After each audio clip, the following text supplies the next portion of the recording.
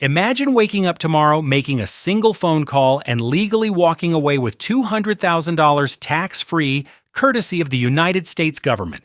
Right now, the FBI is offering exactly that. $200,000 for information leading to this woman, Monica Elfriede Witt. But she isn't a cartel boss. She isn't a serial killer. She is one of the most damaging American traitors of the 21st century. For over a decade, Witt was an elite intelligence specialist and special agent for the U.S. Air Force Office of Special Investigations. She held the highest security clearances. She deployed to the Middle East. She knew the names, the faces, and the exact locations of America's most covert undercover operatives. The FBI wants to hear from you so you can help us apprehend Witt and bring her to justice, it said. Witt was a former counterintelligence officer for the Air Force Office of Special Investigations. From 2003 and 2008, Witt's work involved counterintelligence assignments that took her to the Middle East. But in 2013, she didn't just walk away from her country. She handed the enemy the keys to the kingdom. In 2019, then Assistant Attorney General John Demers alleged that Witt was targeted and recruited by Iran, and after she defected, she allegedly revealed to Iran the existence of a highly classified intelligence collection program and the identity of a U.S. intelligence officer, thereby risking the life of this individual.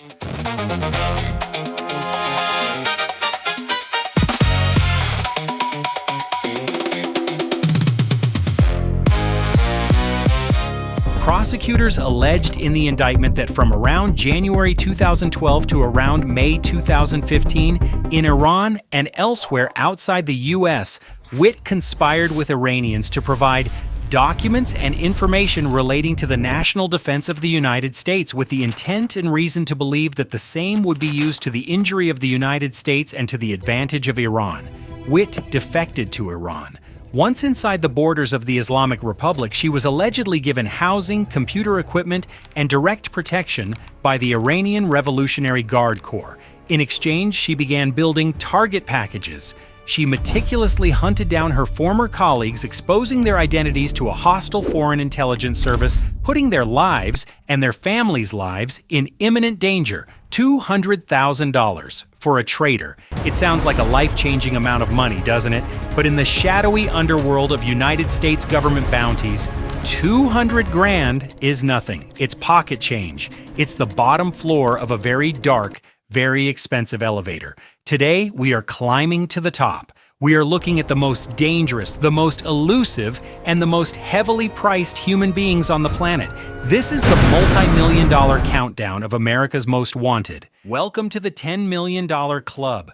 To get a bounty this high, you don't need to hold up a bank with an assault rifle. You just need a laptop, a dark room, and the audacity to cripple the infrastructure of the most powerful nation on earth. Through the State Department's Rewards for Justice program, the U.S. government is currently offering up to $10 million for information on state-sponsored cybercriminals. And the primary targets? Hackers operating out of North Korea and Russia. Take the North Korean Lazarus Group, for example. These aren't just rogue teenagers in a basement. They are a highly trained, military-backed cyber army.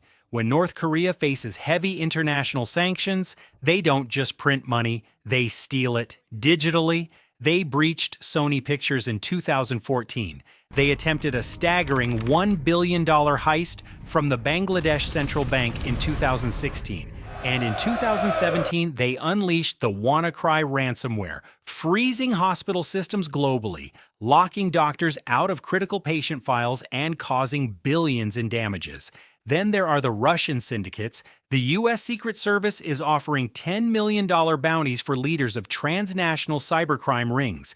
Men like Denis Kulkov or Timur Shakhmamatov, architects of vast dark web platforms that sell stolen credit cards, launder dirty money, and hijack corporate data. $10 million. The U.S. is willing to pay this staggering amount because these digital ghosts are bleeding the global economy dry. But what happens when the crime isn't just digital? What happens when the violence is physical, brutal, and leaves a trail of bodies across 3 countries? To understand the $15 million bounty, we need to go back to the 2002 Winter Olympics in Salt Lake City, Utah. This is Ryan James Wedding, an elite athlete representing Canada on the world stage, a man who spent his life chasing adrenaline on the snowy slopes. But when his snowboarding career ended, Wedding found a new, much darker thrill. He didn't just turn to crime, he became a transnational warlord. The U.S. State Department's Narcotics Rewards Program recently slapped a colossal $15 million price tag on Wedding's head, elevating him to the FBI's 10 most wanted fugitives list. Why? Because the former Olympian is accused of running a billion-dollar cocaine empire. Authorities allege Wedding orchestrated the shipment of hundreds of kilograms of cocaine from the notorious cartels of Colombia straight into the heart of North America. He utilized a complex network of big-rig trucks, dark web cryptocurrency transactions, and heavily armed enforcers to maintain his grip on the underworld. But he wasn't just moving weight, he was enforcing his rule with blood. When someone crossed him, the consequences were fatal. In January 2024, Wedding allegedly ordered the assassination of a potential witness in Medellin, Colombia. A hit squad was dispatched. The target was eliminated. From an Olympic hero to a ruthless cartel boss ordering hits from the shadows, the FBI director himself, Kash Patel, declared Wedding a top priority. The U.S. government is offering $15 million to anyone who can bring this fallen athlete to justice. But incredibly, $15 million still isn't the ceiling. There is one final tier, a number so large it is reserved exclusively for the architects of global terror. $25 million. This is the absolute maximum payout historically offered by the United States government. At this level, you are no longer dealing with simple criminals. You are dealing with individuals who have declared war on the United States itself. The $25 million bounty is legendary.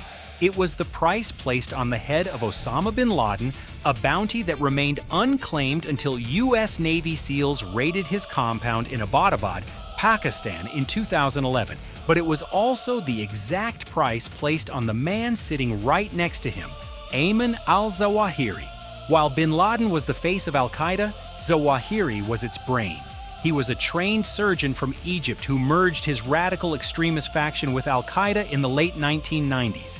He was the intellectual architect behind the 1998 U.S. Embassy bombings in East Africa, the attack on the USS Cole, and ultimately, the devastating strikes on September 11th. For over 2 decades, Zawahiri was a ghost.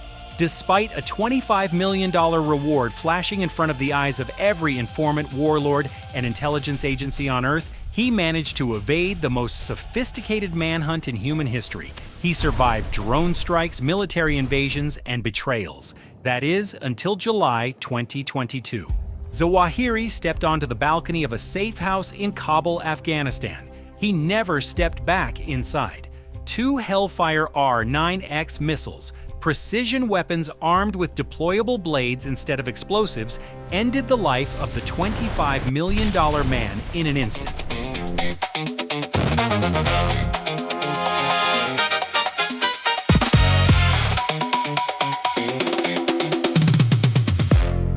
We've looked at the traitors, the hackers, the cartel lords, and the terror masterminds. But this brings up the most fascinating question of all. Does anyone actually get the money? The answer is yes. Since its inception, the State Department's Rewards for Justice program has paid out over $250 million to more than 125 people.